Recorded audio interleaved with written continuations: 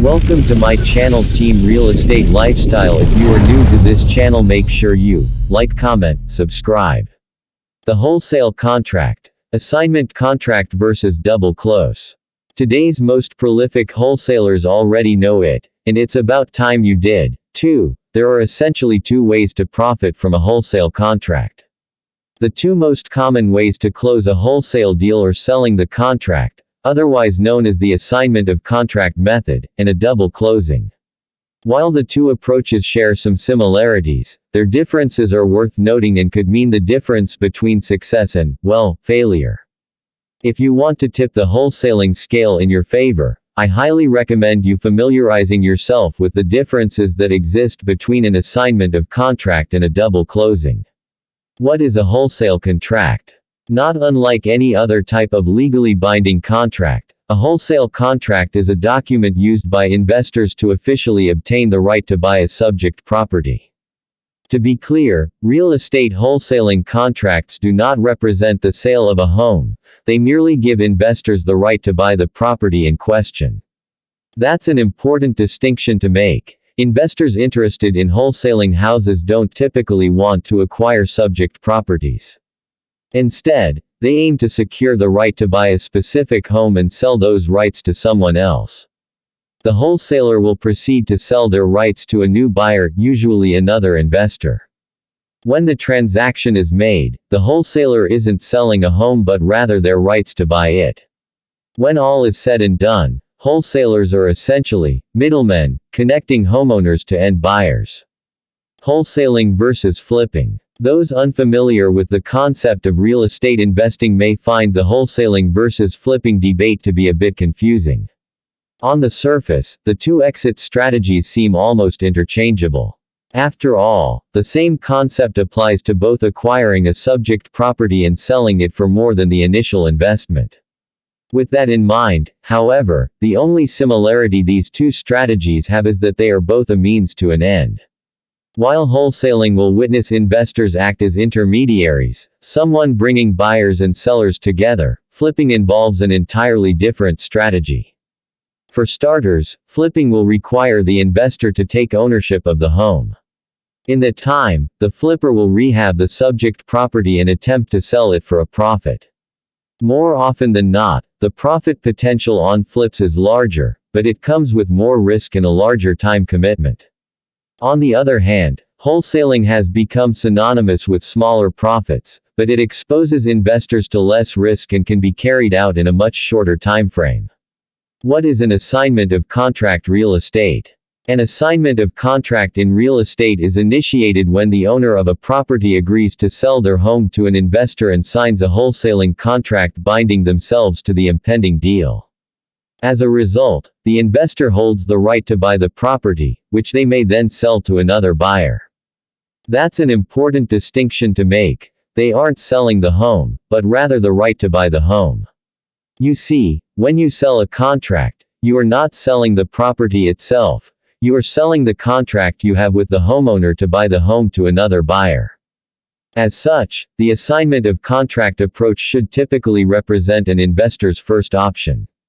According to the doctrine of equitable conversion, once a real estate purchase agreement is signed by all parties and becomes effective, the buyer becomes the equitable owner, and the seller retains bare legal title to the property under the previously agreed upon terms. In other words, today's wholesalers sign a contract that says they have the right to purchase the property in return for what is typically referred to as equitable interest in the home. That way, when they go to sell the contract they have with the current homeowner, they are simply selling their rights within the terms of the contract to a subsequent buyer.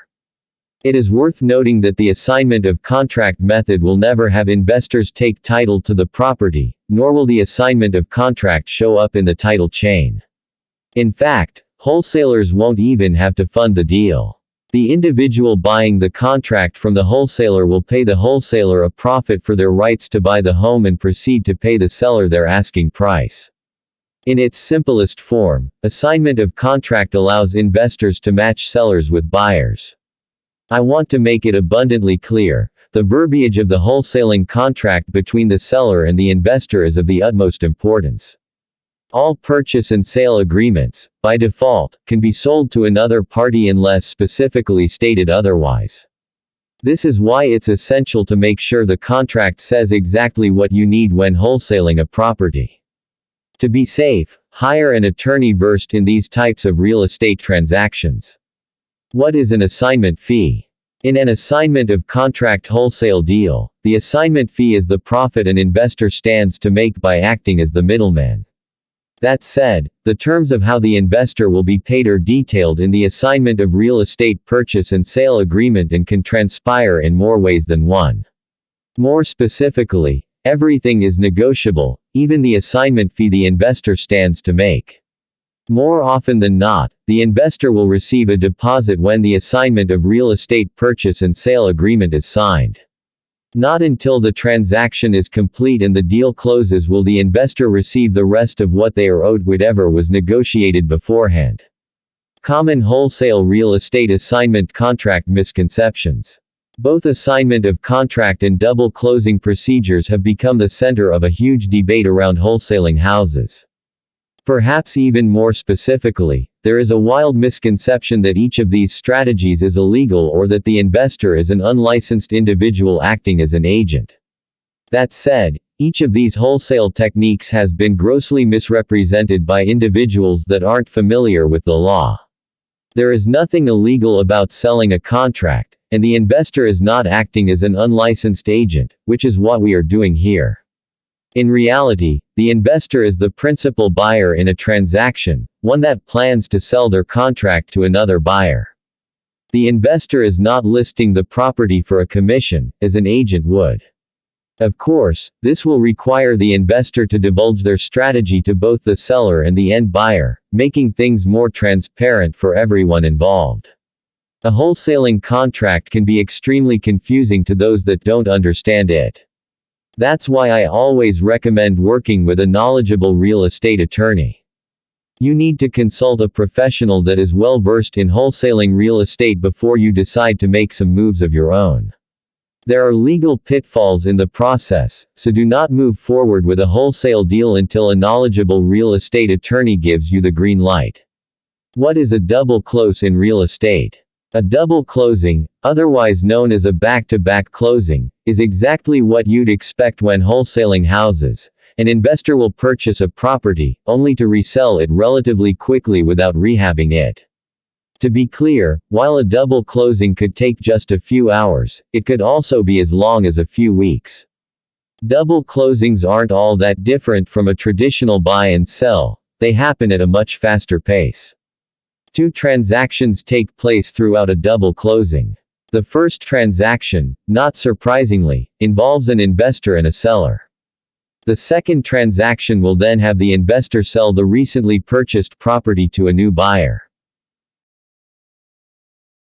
Each transaction will have its escrow and settlement statements. They are two independent transactions.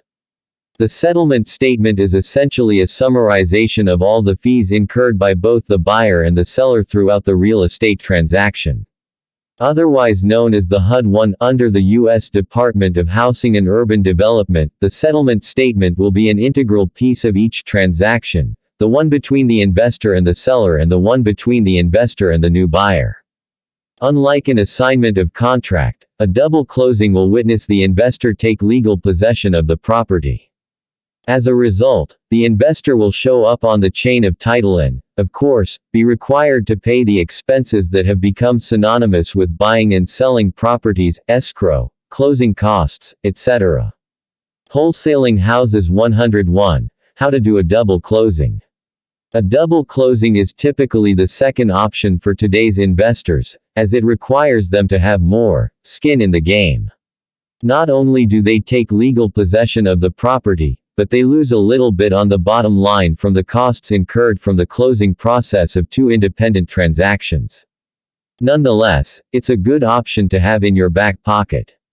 If you are interested in double closing, here's a simple 5-step process. Find a deal. Not surprisingly, your first step in a double closing is to find a property to purchase that has enough of a discount to warrant a double close.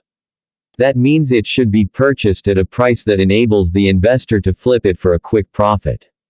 Remember, the price needs to be attractive enough for a subsequent buyer. Run the numbers. I recommend running the numbers for the next buyer you intend to sell to. That way, you can show them the potential profit opportunity and make the deal more appealing.